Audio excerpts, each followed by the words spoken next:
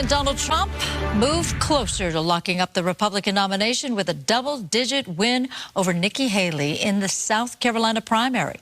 Trump defeated the former South Carolina governor 60% to 39%. In the latest episode of The Trump Show Republican Edition, the South Carolina primary unfolded with all the drama of a reality TV finale. The script, predictable. The star, unmistakably Donald Trump. The showdown in South Carolina, where 50 delegates were up for grabs, unfolded like a scripted drama, with President Trump steamrolling over Nikki Haley, once considered a hometown hero. Despite her former governorship, Haley found herself tasting the bitter dust of defeat in her own backyard. NBC, the bearer of bad news for Haley, projected Trump's victory with a headline that might as well have been written in neon lights. Trump triumphs, Haley humbled, the saga continues. Former President Donald Trump's victory lap was as triumphant as ever, with NBC News projecting his win with 59% of the vote, leaving Haley to chew on the remaining 40% like a stale pretzel. According to NBC's melodramatic exit poll, Trump and Haley duked it out among the GOP voters with degrees, painting a picture akin to a high-stakes game of political chess. Trump, with his 51% among the educated elite, seemed to have outmaneuvered Haley's 47%. But the real knockout blow?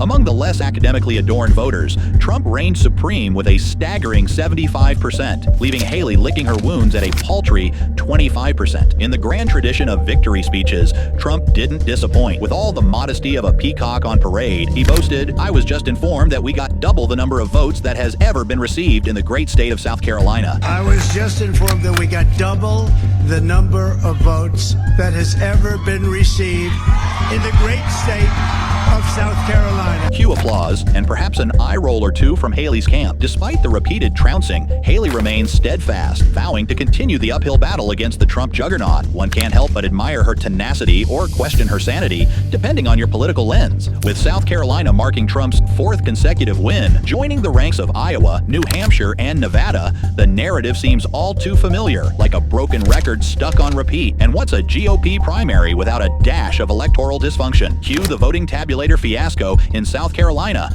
an unsurprising subplot in this political theater of the absurd. Of course, you say, as reports surface of voting tabulator woes in Richland County. It's a scene straight out of a political farce, complete with error messages and frustrated voters like Tony Burks, who found himself entangled in the technical quagmire at Satchel Ford Elementary. As Trump basks in the glow of victory once more and Haley dusts herself off for another round, one thing remains abundantly clear. In the world of Republican politics, the Trump train shows no signs of slowing down, leaving competitors scrambling for a foothold on the ever-shifting landscape of American conservatism. All aboard or get left behind.